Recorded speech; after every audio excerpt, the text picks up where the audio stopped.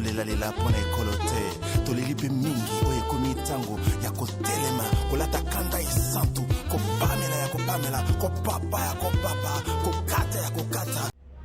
Communiqué officiel numéro MR bar 007 bar 2022 relatif à l'évolution de la situation sécuritaire à l'est de la RD Congo. Le mouvement pour le renouveau, MR en sigle, suit avec une attention soutenue l'évolution de la situation sécuritaire à l'est de notre pays, marquée par les affrontements entre nos forces armées, les terroristes rwandais et autres, et déclarons ce qui suit. Le MR exprime son soutien total aux actions menées par nos forces armées sur terrain pour combattre les forces terroristes rwandais et autres et salue la détermination du commandant suprême des forces armées à ramener la paix sur l'ensemble du territoire national.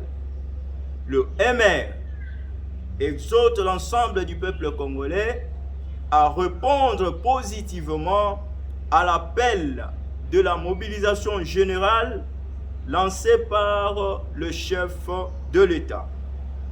Le MR encourage la jeunesse congolaise à s'enrôler massivement dans nos forces armées pour renforcer la capacité de notre armée à défendre l'intégrité nationale. Le MR exhorte le Parlement à initier une loi contre la négation des crimes commis en République démocratique du Congo par le Rwanda et ses complices depuis 1997. Le MR demande au gouvernement d'engager les poursuites judiciaires à la CPI contre le Rwanda et ses complices pour les crimes commis en RD Congo. D'évaluer le bien fondé de notre participation dans certaines organisations sous-régionales telles que l'EAC et autres.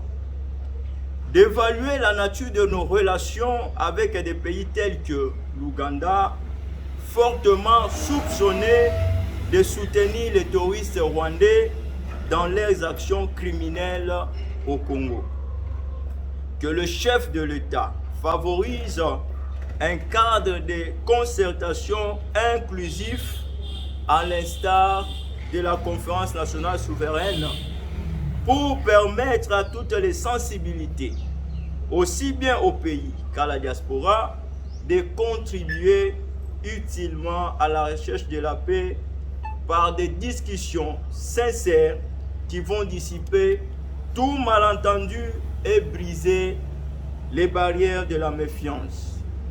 Aussi, permettre aux uns aux autres de mettre à la disposition de la nation leur expérience et leurs expertises. Que le gouvernement exprime auprès du Conseil de sécurité notre déception de l'attitude complaisante des membres de la communauté internationale qui n'arrivent pas à condamner ouvertement le Rwanda qui agresse le Congo et occupe une partie de son territoire tel qu'ils le font dans d'autres crises à travers le monde. Que le gouvernement insiste auprès du Conseil de sécurité pour la levée des mesures restrictives qui nous sont appliquées pour nous empêcher de nous équiper militairement afin de faire face aux défis sécuritaires. Que le gouvernement exige du Conseil de sécurité des sanctions contre l'État terroriste du Rwanda qui continue à entretenir les mouvements terroristes à l'est du Congo sous l'œil impuissant des forces des Nations Unies. que le gouvernement demande à la communauté internationale de pousser le Rwanda à dialoguer avec ses opposants disséminés à travers le monde. Que le gouvernement évalue le plan de retrait de la MONUSCO dont le manque d'efficacité de leur action suscite la méfiance et les frustrations au sein de la population congolaise.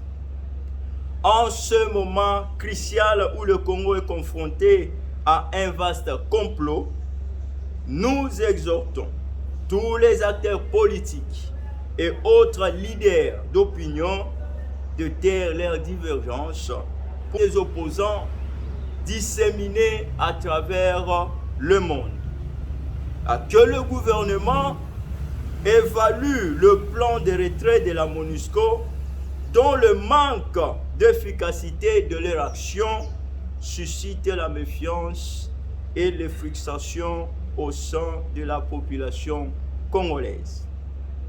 En ce moment crucial où le Congo est confronté à un vaste complot, nous exhortons tous les acteurs politiques et autres leaders d'opinion de taire leurs divergences pour favoriser l'unité et la cohésion nationale. Que vivent nos forces armées, que vive la République démocratique du Congo, fête à Kinshasa le 12 novembre 2022, le porte-parole, je vous remercie.